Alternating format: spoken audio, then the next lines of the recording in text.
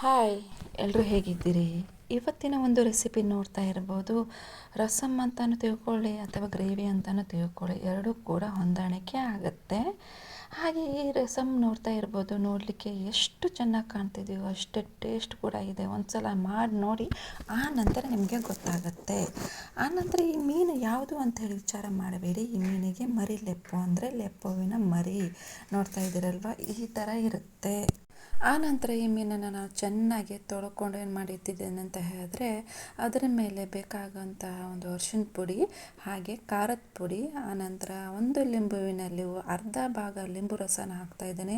ಹಾಗೆ ರಸ ಹಿಂಡುವಾಗ ಒಂದು ಸ್ವಲ್ಪ ಬೀಜ ಬಿದ್ದರೂ ಕೂಡ ಅದನ್ನು ಸೈಡಿಗೆ ಎತ್ತಿ ಬಿಸಾಕಿಬಿಡಿ. ಯಾಕಂತ ಹೇಳಿದ್ರೆ ಇದರಿಂದ ಗ್ರೇವಿ ಕೆಟ್ಟೋಗುವಂಥ ಚಾನ್ಸಸ್ ತುಂಬಾ ಇರುತ್ತೆ.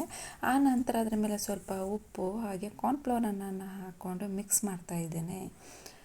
ನೋಡ್ತಾ ಇದ್ದೀರಲ್ವ, ಈ ಥರ ಮಿಕ್ಸ್ ಮಾಡಿ. ಆನಂತರ ಅದಕ್ಕೆ ಒಂದು ಕಲರ್ ಬಂದ ನಂತರ ಏನು ಮಾಡಿ ಅಂತ ಹೇಳಿದ್ರೆ, ಸೈಡಿಗೆ ಒಂದು 15 ನಿಮಿಷಗಳ ಕಾಲ ನೆನೆಯಲಿಕ್ಕೆ ಇಟ್ಟುಬಿಡಿ. ನೋಡ್ತಾ ಇರ್ಬೋದು, ನೆನೆಯಲಿಕ್ಕೆ ಇಡ್ತಾ ಇದ್ದೇನೆ. ಆನಂತರ ಅದರ ಗ್ರೇವಿ ಸಲುವಾಗಿ ನಾನು ಒಂದು ಬಾಣಲೆ ಮೇಲೆ ಎಣ್ಣೆಯನ್ನು ಹಾಕ್ಕೊಳ್ತಾ ಇದ್ದೇನೆ. ಜಾಸ್ತಿ ಹಾಕ್ಕೊಳ್ಬೇಡಿ, ಸ್ವಲ್ಪ ಹಾಕ್ಕೊಳ್ಳಿ. ಆನಂತರ ಅದನ್ನು ನಾನು ಪೇಸ್ಟ್ ಮಾಡ್ಕೊಂಡಿರುವಂಥ ಒಂದು ಮೀನನ್ನು ಇದಕ್ಕೆ ಹಾಕ್ತಾ ಇದ್ದೇನೆ. ಮೀನನ್ನು ಹಾಕುವಾಗಲೂ ಅಷ್ಟೇ ಎಲ್ಲ ಕಡೆ ಬೇಯುವಂತೆ ಹಾಕ್ಕೊಳ್ಳಿ, ಒಂದು ಲೆವೆಲ್ ಮಾಡಿಕೊಂಡು ಹಾಕ್ಕೊಳ್ಳಿ. ಜಾಸ್ತಿ ಫ್ರೈ ಮಾಡಬೇಡಿ, ಒಂದು ಮೀಡಿಯಮ್ ಫ್ರೈ ಮಾಡಿದ್ರೆ ಸಾಕು. ಹಾಗೆ ಎತ್ತಿಟ್ಕೊಳ್ಳುವಾಗಲೂ ಕೂಡ ಅಷ್ಟೇ ನೋಡ್ಕೊಂಡು ಎತ್ತಿಟ್ಕೊಳ್ಳಿ, ಸ್ವಲ್ಪನೇ ಎತ್ತಿಟ್ಕೊಳ್ಳಿ. ಯಾಕೆಂತ ಹೇಳಿದ್ರೆ ಕೆಳಗಡೆ ತಳ ಹಿಡಿದ್ಬಿಡುತ್ತೆ. ಉಳಿದಂಥ ಮೀನನ್ನು ಕೂಡ ನಾನು ಇದಕ್ಕೆ ಸೇರಿಸ್ಕೊಳ್ತಾ ಇದ್ದೇನೆ. ಹಾಗೂ ಅದು ಕೂಡ ಇಷ್ಟೇ ಫ್ರೈ ಮಾಡ್ಕೊಂಡು ಏನು ಮಾಡ್ತಾಯಿದ್ದೇನೆ, ಒಂದು ತಟ್ಟೆಗೆ ಹಾಕ್ಕೊಳ್ತಾ ಇದ್ದೇನೆ.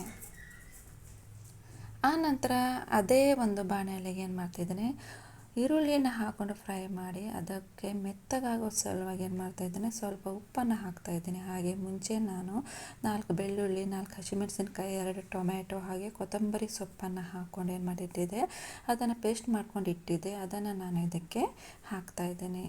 ಹಾಗೆ ಅದರ ಮೇಲೆ ಸ್ವಲ್ಪ ಖಾರದ ಪುಡಿ ಹಾಗೆ ಅರಿಶಿನ ಪುಡಿಯನ್ನು ಹಾಕ್ಕೊಂಡು ಗ್ರೇವಿ ಸ್ವಲ್ಪ ಥಿಕ್ನೆಸ್ ಬರುವ ತನಕ ನಾನು ಚೆನ್ನಾಗಿ ಅದನ್ನು ಮಿಕ್ಸ್ ಮಾಡ್ಕೊಳ್ತಾ ಇದ್ದೀನಿ.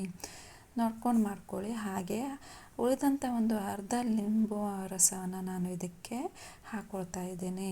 ಲಿಂಬು ರಸ ಹಾಕೊಂಡ ನಂತರ ಕೂಡ ಅಷ್ಟೇ ಅದನ್ನು ತಳ ಹಿಡಿಯದಂತೆ ನೋಡ್ಕೊಳ್ಬೇಕು. ಚೆನ್ನಾಗಿ ಅದನ್ನು ತಿರ್ಸ್ತಾ ಇರಬೇಕಾಗತ್ತೆ.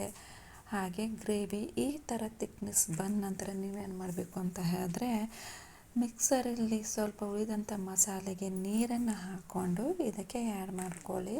ಆನಂತರ ಅದಕ್ಕೆ ಬೇಕಾದಷ್ಟು ಉಪ್ಪನ್ನು ಹಾಕ್ಕೊಳ್ಳಿ. ಮುಂಚೆ ನಾವು ಏನು ಮಾಡಿದ್ದೀವಿ, ಫ್ರೈ ಮಸಾಲೆಗೂ ಉಪ್ಪನ್ನು ಹಾಕ್ಕೊಂಡಿದ್ದೀವಿ, ಇದಕ್ಕೂ ಕೂಡ ನೋಡ್ಕೊಂಡು ಹಾಕ್ಕೊಳ್ಳಿ. ಆನಂತರ ನಾನು ಹಾಕುವಾಗ ಸ್ವಲ್ಪ ಜಾರ್ತು, ನೀವು ಸ್ವಲ್ಪ ನೋಡಿಕೊಂಡು ಹಾಕ್ಕೊಳ್ಳಿ. ನೋಡಿ, ಒಂದು ಕುದಿ ಬಂದ ನಂತರ ಏನು ಮಾಡಿದ್ದೀನಿ ಅಂತ ಹೇಳಿದ್ರೆ, ಕೊತ್ತಂಬರಿ ಸೊಪ್ಪನ್ನು ಹಾಕ್ಕೊಂಡು ಬಿಸಿ ಇರುವಾಗಲೇ ನಾನು ತೋರಿಸ್ತಾ ಇದ್ದೀನಿ ಯಾವ ಥರ ಬಂದಿದೆ ಅಂತ ಹೇಳ್ಕೊಂಡು. ಇದು ಕೆಳಗಿಟ್ಟ ನಂತರ ಮತ್ತು ಏನಾಗುತ್ತೆ ಅಂತ ಹೇಳಿದ್ರೆ ಥಿಕ್ನೆಸ್ ಬರುತ್ತೆ, ಚೆನ್ನಾಗಾಗುತ್ತೆ. ನೋಡ್ತಾ ಇದ್ದೀರಲ್ವ, ಒಂದು 10 ನಿಮಿಷಗಳ ನಂತರ ತೋರಿಸ್ತಾ ಇದ್ದೀನಿ ಯಾವ ಥರ ಆಗಿದೆ ಅಂತ ಹೇಳ್ಕೊಂಡು.